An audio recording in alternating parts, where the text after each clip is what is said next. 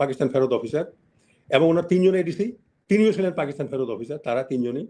এইদিকে এসবি ডিবির যে প্রধান পুলিশের, এরা কিন্তু এখানে চাকরি করেছিল, এই বাংলাদেশে তারা ছিল যুদ্ধের সময়। এদের সন্তানদেরকে দিয়ে উনি আরেকটা মুক্তিযোদ্ধার সন্তান গঠন করে সারা বাংলাদেশকে উনি মুক্তিযোদ্ধা বানিয়ে উনি ওই আজীবন ক্ষমতায় থাকবেন এবং তার বংশের লোক আজীবন ক্ষমতায় থাকবে, এইরকম একটা অপচেষ্টা তিনি করেছিলেন, যার জন্য ছাত্ররা আন্দোলন করে। সেপ্টেম্বর মাসে তিনি এসেছিলেন তার বৃদ্ধ পিতাকে দেখার জন্য, অসুস্থ পিতাকে, কিন্তু তিনি যুদ্ধেও জয়েন করেননি এবং 13 জন অফিসারকে তিনি ফাঁসি দেন, ডজন অফিসারকে তিনি চাকরিচ্যুত করেন। অর্থাৎ পুরো মুক্তিযুদ্ধ এটাকে তিনি পিছনের দিকে নিয়ে চলে যান। 5 মিনিটের মধ্যে চলে আসবে তারা ওখানে, এবং মির সরাইতে ওখানে 900 একর জমি দিয়েছে তাদেরকে। এই জাতি জানে না, এই জাতি জানে না শেখ হাসিনা কি ক্ষতি করেছে বাংলাদেশে। এখনো মানুষ বলে শেখ হাসিনাকে চাই, শেখ হাসিনাকে চাই। আপনারা কি মির্জাফর? 2 নম্বর যেটা আমি বলবো যে কামাল হোসেনের কি ভূমিকা ছিল এখানে। এখনো তিনি জীবিত আছেন, আপনারা তাকে জিজ্ঞেস করতে পারেন যে তিনি কিভাবে পাকিস্তানে গেছিলেন, কোথায় ছিলেন, বঙ্গবন্ধুর সঙ্গে তার কি যোগাযোগ ছিল, এবং এই সব নেগোসিয়েশন যখন হয় তখন কিভাবে এটা হয়েছিল।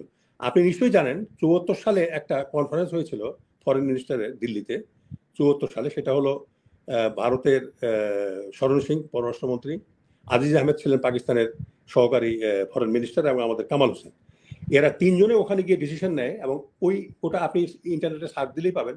1974 সালে যে নেগোসিয়েশন, সেখানে 105 জন যে পাকিস্তানি যুদ্ধবন্দী ছিল আর্মি অফিসার, তাদেরকে কিন্তু বঙ্গবন্ধু ক্ষমা করে দেন, এটা সেখানে উল্লেখ আছে। এবং ভাষাটা এইরকম, ইংরেজিতে যদিও বলেছে যে আমরা ক্ষমা করতে জানি, আমরা বাঙালি, আমরা ক্ষমা করতে জানি, আমরা এই যুদ্ধপরাধীদেরকে আমরা ক্ষমা করে দিলাম। এই জিনিসটা আমার মনে হয় ওখানে বসে ডিসিশন হয়েছে এই বিষয়গুলো। তারপর বঙ্গবন্ধু তো দেশে ফিরে আসলেন, ফিরে আসার পরে তিনি ভাষণ দিলেন, তো আমরা শুনলামই। এখন আমি যা বলছি আর তিনি যে ভাষণ দিয়েছেন সেটার মধ্যে কিন্তু মেলে না। এখন দেশে ফিরে এসে তিনি যদি গান্ধীর ভূমিকা অবলম্বন করতেন, তিনি যদি ক্ষমতা গ্রহণ না করতেন, তাহলে কিন্তু দেশের অবস্থা অন্যরকম হতো। যে কাঙ্ক্ষিত বাংলাদেশ আমরা চাচ্ছিলাম সেটা হয়তো আমরা পেতাম। কেননা যারা মুক্তিযুদ্ধ করেছে, আপনার তাজউদ্দিন সাহেবের নেতৃত্বে প্রধানমন্ত্রী তিনি ছিলেন, জিয়াউল ওসমানী ছিলেন কমান্ডার ইন চিফ, তাহলে কিন্তু ভালো হতো। উনি ক্ষমতা গ্রহণ করে উনি তো মুক্তিযুদ্ধ করেননি। এখন মজার ব্যাপার হলো, উনি ক্ষমতা গ্রহণ করার পরে প্রধানমন্ত্রী হিসেবে ওনার সিকিউরিটি অফিসার ছিলেন রিপেটেড অফিসার কর্নেল জামিল, ওনার মিলিটারি সেক্রেটারি ছিল ব্রিগেডিয়ার মাসুরুল হক, তিনিও ছিলেন পাকিস্তান ফেরত অফিসার, এবং ওনার তিনজন এডিসি, তিনিও ছিলেন পাকিস্তান ফেরত অফিসার, তারা তিনজনই।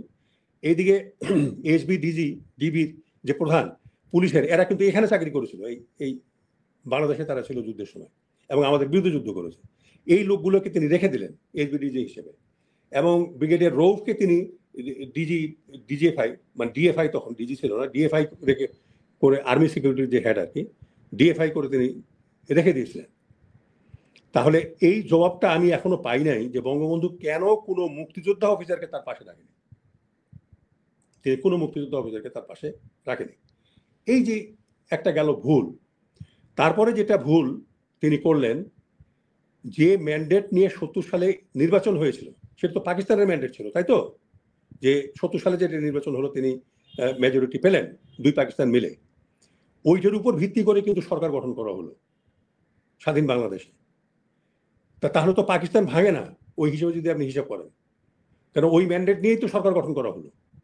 আমি যখন এনডিসি করি পাকিস্তানে, আমি কিন্তু এই কথা বলেছিলাম যে পাকিস্তান আমরা ভাঙিনি, আমরা তো ওই ম্যান্ডেট নিয়েই আমরা সরকার গঠন করেছিলাম বাংলাদেশে। এরপরে যেটা তিনি ভুল ডিসিশন নিলেন বঙ্গবন্ধু, যে মুক্তিযোদ্ধারা ওই সময় 82,000-এর মতো ছিল, এটা ক্যান্টনমেন্টে ছিল, তাদের হাতিয়ারপত্র তাদের সঙ্গে ছিল, গুলি বন্দুক, এবং কে আর্মিতে যাবে, ইপিআর এ যাবে, কে নেভিতে যাবে, কে সিভিলে যাবে, এগুলো তখন নাম লিস্ট করা হচ্ছিল। উনি হঠাৎ করে বলে বসলেন যে তোমরা হাতিয়ার জমা দাও, সার্টিফিকেট নিয়ে বাড়িতে চলে যাও। মুক্তিযোদ্ধারা হাতিয়ার জমা দিলেন, সার্টিফিকেট নিয়ে বাড়িতে গেলেন। এই সার্টিফিকেট আর বন্ধ হয়নি, আজ পর্যন্ত সার্টিফিকেট চলছে।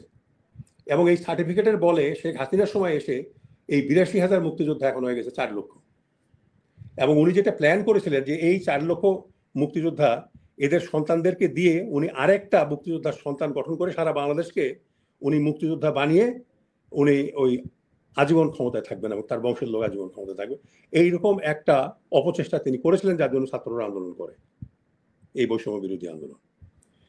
এরপরে তিনি স্ট্র্যাটেজিক মিস্টেক করলেন বাকশাল গঠন করে। যে গণতন্ত্রের জন্য এত মানুষ প্রাণ দিল, সেই গণতন্ত্রকে তিনি হত্যা করলেন এবং নিজে নিহত হলেন। অনেকে বলেন যে তার ওই শিশু ছেলে রাসেল কি দোষ করেছিল, তার 10 বছর বয়স। দেখেন, আমার ধারণা, এইটা আমার নিজস্ব ধারণা, আমার সঙ্গে কেউ দ্বিমত করতে পারেন, সবাই করতে পারেন, সেটা হলো যারা তাকে নিহত করার প্ল্যান করেছিল দেশি বিদেশি, তারা নিশ্চয়ই চেয়েছিল আওয়ামী লীগই দেশ শাসন করবে, কিন্তু দুর্বল হাতে। অর্থাৎ তার 2 মেয়ের মধ্যে যে কোনো একটা মেয়ে হাল ধরবে। তারা যখন বিদেশে ছিল তখনই কিন্তু তাকে হত্যা করা হয়, এবং এইটা এই জন্য যে তার বংশে যেন কোনো ছেলে মানুষ না থাকে, এই জন্য তার ভাগ্নেকেও মেরে ফেলা হয়েছিল, শেখ মনিকে এবং তার সন্তানদেরকে। মানে কোনো ছেলে সন্তান রাখা হবে না, মেয়ে দুটো থাকবে এবং তারাই আওয়ামী লীগ শাসন করবে। তাহলে এখানে বোঝা যায়, এবং ওই সময় শেখ রেহানা এবং শেখ হাসিনা এবং তার জামাই ওই সময় জার্মানিতে ছিল। জার্মানি তো ফার্স্ট ওয়ার্ল্ড কান্ট্রি, তিনি সেখান থেকে ইন্ডিয়ায় আসলেন কেন, এবং ভারতে এসে তিনি বাকি সময় থেকেছে। তো তার মানে এখানে বোঝা যায় যে ভারতের একটা সম্পৃক্ততা বঙ্গবন্ধু হত্যার সঙ্গে ছিল, এটা ইন্ডিকেশন দেয়। আমি বঙ্গবন্ধুর পার্টটা এখানে আমি চুকাই দিতে চাই। এরপরে আপনি আসেন, দেখেন জেনারেল জিয়াউর রহমান, উনি ক্ষমতা গ্রহণ করলেন, উনি পাকিস্তানে বেশি সময় ছিলেন, বাঙালিদের সঙ্গে তার যোগাযোগ কম ছিল, কম জানতেন, তিনি বাংলাও খুব একটা ভালোভাবে উচ্চারণ করতে পারতেন না। উনি প্রথম যে ভুলটা করলেন, তিনি স্বাধীনতা বিরোধীদেরকে ক্ষমতায় নিয়ে আসলেন, শাহ আজিজুর রহমান, তারপরে আতাউর রহমান খান, এইসব লোকগুলোকে তিনি নিয়ে আসলেন। তারপরে যেসব আর্মি অফিসার বাংলাদেশে থেকে মুক্তিযুদ্ধের সময় আমাদের বিরুদ্ধে যুদ্ধ করেছিল কিংবা যুদ্ধ করে নাই, স্বাধীনতা যুদ্ধে যোগ দেয় নাই, এদেরকে তিনি পুলিশে পাঠালেন পুলিশ পুনর্গঠনের জন্য। এবং এরা গিয়ে পুলিশকে পুলিশ না বানিয়ে মিলিটারি বানালো, মিলিটারাইজেশন করলো পুলিশের। এবং আজকে আপনি দেখেন পুলিশের কি অবস্থা, জনবিচ্ছিন্ন হলো পুলিশ, জনগণের সঙ্গে সম্পর্ক নাই, শেষ পর্যন্ত এটা পুলিশ লিগে পরিণত হলো, এবং জনগণের কোনো উপকারে কিন্তু এই পুলিশ আসেনি। অতএব আজকে যারা পুলিশের সংস্কার করবেন, আমি তাদেরকে এই কথাটা মাথায় রাখতে বলবো যে পুলিশের মিলিটারাইজেশন হয়েছে, তাদের জন্য আলাদা ব্যারাক হয়েছে, অফিসার ম্যাচ হয়েছে, তাদের স্টিক দেওয়া হয়েছে, স্টার দেওয়া হয়েছে, গাড়িতে ফ্ল্যাগ দেওয়া হয়েছে। এখন ফ্ল্যাগ স্টিক দেওয়া হয়, এগুলো স্টার দেওয়া হয়, এগুলো কমব্যাট কমান্ডারকে, যুদ্ধের মাঠে যারা যুদ্ধ করে। পুলিশ তো যুদ্ধ করবে না। এটা দূর থেকে যদি 1 স্টার একটা গাড়ি আসে, তাহলে বোঝা যায় ব্রিগেড কমান্ডার আসছে, বা ব্রিগেডিয়ার সাহেব আসছে, ব্রিগেড কমান্ডার আসছে, ব্রিগেড কমান্ডার। 2 স্টার হলে এবং সোয়ালো টেল যদি থাকে, ফ্ল্যাগ থাকে, তাহলে বোঝা যাবে ডিপ কমান্ডার আসতেছে। যদি রেক্টাঙ্গুলার থাকে তাহলে আর্মি কমান্ডার আসতেছে। তো পুলিশের ফ্ল্যাগ দিয়ে আর স্টার দিয়ে কি বোঝানো হয়েছে? এই যে এগুলো করে পুলিশকে কিন্তু জনবিচ্ছিন্ন করে এক ধরনের এলিট ফোর্সে তৈরি করা হয়েছে, এবং করতে গিয়ে শেষ পর্যন্ত পুলিশের আসল উদ্দেশ্যই কিন্তু মাঠে মারা গেছে। এই গেল ওনার ব্যাপার। তারপরে ওনার যে স্ট্র্যাটেজিক মিস্টেক যেটা, সেটা হলো জেনারেল এরশাদকে চিফ অফ আর্মি স্টাফ করা। কেননা উনি জেনারেল এরশাদ করতে নিহত হওয়ার পরে এই বাংলাদেশের মানে দেশের কমান্ড, যেটা পলিটিক্যাল কমান্ড এবং মিলিটারি কমান্ড যে মুক্তিযুদ্ধের হাতে ছিল, এটা রিপেট্রিয়েট অফিসারদের হাতে চলে যায়, মানে পাকিস্তান ফেরত অফিসারদের হাতে চলে যায়। জেনারেল এরশাদ কিন্তু পাকিস্তান ফেরত অফিসার, তিনি মুক্তিযুদ্ধ করেন না, যদিও মুক্তিযুদ্ধের সময় তিনি রংপুরে ছিলেন। পরে সেপ্টেম্বর মাসে তিনি এসেছিলেন তার বৃদ্ধ পিতাকে দেখার জন্য, অসুস্থ পিতাকে, কিন্তু তিনি যুদ্ধেও জয়েন করেননি। এবং 13 জন অফিসারকে তিনি ফাঁসি দেন, ডজন অফিসারকে তিনি চাকরিচ্যুত করেন। অর্থাৎ পুরো মুক্তিযুদ্ধ এটাকে তিনি পিছনের দিকে নিয়ে চলে যান। এখন আরেকটা কথা আমি এখানে বলি, যখন জেনারেল এরশাদ ভারতে এনডিসি ন্যাশনাল ডিফেন্স কোর্স করছিলেন, ওই সময় জেনারেল মঞ্জুর কিন্তু মিলিটারি অ্যাডভাইজার ছিলেন বাংলাদেশ এম্বাসিতে দিল্লিতে। এবং যেদিন বঙ্গবন্ধু নিহত হন, এই 2 মহারথী কিন্তু বঙ্গভবনে এসে উপস্থিত হয়েছিলেন। কিভাবে, কেন? যখন জিয়াউর রহমান তাদেরকে দেখেন, তখন বলছে তোমরা এখানে কেন, তোমরা চলে যাও, দিল্লিতে চলে যাও। এই যে একটা নেক্সাস, আপনি দেখেন জেনারেল জিয়া যখন জেনারেল এরশাদকে চিফ বানালেন এবং চিটাগাঙ্গে তিনি নিহত হলেন, কেন চিটাগাঙ্গে কেন? বিকজ জেনারেল মঞ্জুর তখন ওখানে জিওসি এন্ড জেনারেল এরশাদ হলো চিফ অফ আর্মি স্টাফ। আপনি লিঙ্কটা যদি খোঁজেন, যারা গবেষণা করছেন এটার উপরে, আমি তাদেরকে বলবো এই বিষয়গুলো মাথায় রাখার জন্য। আচ্ছা, তারপরে 2 বেগমের শাসন। এই 2 বেগম এসে, বেগম জিয়া কি করলেন, এই যে র্যাব গঠন করছেন, আজকে বিএনপি বলতেছে র্যাব ডিসমেন্টল করে দেওয়ার জন্য, র্যাবকে ভেঙে দেওয়ার জন্য বিএনপি, এবং র্যাব আজকে তো স্বীকার করলো, আয়নাঘরের কথা স্বীকার করলো, ক্ষমা চাইলো, আয়নাঘরের কথা স্বীকার করলো, খুনের কথা স্বীকার করলো। তো এই র্যাবকে গঠন করেছে কিন্তু বেগম জিয়া। তারপরে ঢাকাতে যে পুলিশ স্টেশনগুলো কম ছিল, 40টা পুলিশ স্টেশন তিনি বাড়িয়েছেন এই ঢাকাতে, উনি করেছেন কিন্তু এগুলো। আচ্ছা, তারপরে ওনার সময় আপনার রৌবারি পদুয়া যুদ্ধ হলো আমার সময়, আমি তখন ডিজিবিডিএ, রৌবারি পদুয়া যুদ্ধ হলো, হওয়ার পরে আওয়ামী লীগ আমাকে পোস্টিং করে দিয়েছিল, বিডিআর থেকে পোস্টিং করে বগুড়ার জিওসি করেছিলেন। কিন্তু বেগম জিয়া ক্ষমতায় আসার পরে আমাকে চাকরিচ্যুত করা হয় অকালীন বাধ্যতামূলক অবসর দিয়ে। অর্থাৎ ভারত বলেছিল যে জেনারেল ফজলুর রহমান চাকরিতে থাকা অবস্থায় ডিজি লেভেলের বিডিআর কনফারেন্স হবে না, এবং 1 বছর সে কনফারেন্স হয়নি, এবং তিনি ভারতের চাপে নথি স্বীকার করে আমাকে বের করে দেন। এর ফলশ্রুতিতে কিন্তু বিডিআর বিদ্রোহ হয়, বাংলাদেশ দুর্বল হয়, বাংলাদেশ সেনাবাহিনী দুর্বল হয়, বিজিবি দুর্বল হয়, বিডিআর দুর্বল হয়। তার নাম বদল করে দিয়ে খোল নলচে বদলে এখন তো বিজিবি হয়ে গেছে। যদি আমাকে চাকরিচ্যুত করা না হতো, আমার বিশ্বাস ভারত এটা সাহস করতো না বিডিআর বিদ্রোহ করার জন্য। জেনারেলকে যদি আপনি চাকরিচ্যুত করেন শত্রুপক্ষের চাপে, তাহলে বাংলাদেশের জন্য যুদ্ধ করবে কে? সবাই তো চিন্তা করবে ফজলুর রহমানের অবস্থা হবে আমি যদি যুদ্ধ করি। তো হয়েছেও তাই, 57 জন অফিসার আমাদের মৃত্যুবরণ করলো 2 দিনে।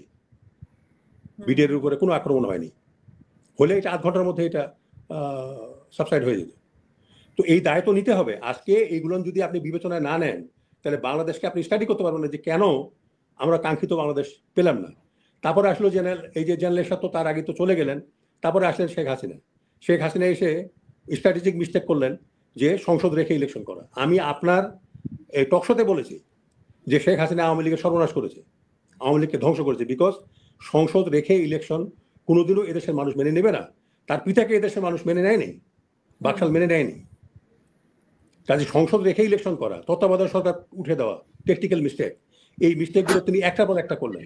আরেকটা স্ট্র্যাটেজিক মিস্টেক করে বাংলাদেশের স্বাধীনতাকে তিনি মানে চুরমার করে ফেলে দিয়েছেন, সেটা হলো ফেনী নদীর উপরে ব্রিজ করা। আপনি জানেন ইন্ডিয়ার চিকেন নাগ আছে, আমাদেরও একটা চিকেন নাগ আছে, সেটা হলো ওই যে Feni.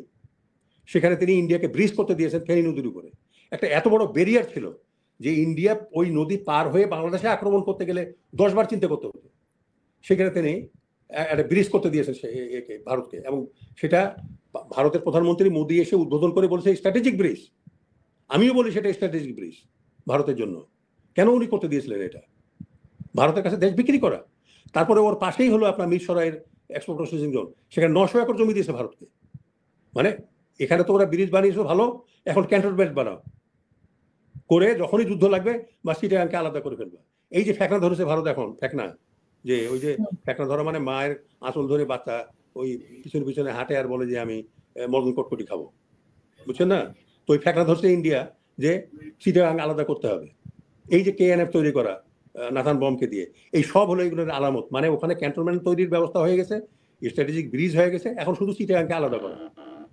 And Sheikh Hasina should be hanged for this crime. Sheikh Hasina must be hanged for this crime. বাংলাদেশের স্বাধীনতা ভারতের হাতে তুলে দেওয়ার জন্য যারা শেখ হাসিনাকে চান, আপনারা আমার কথাগুলো চিন্তা করবেন। জাতি আপনাদেরকে ক্ষমা করবে না।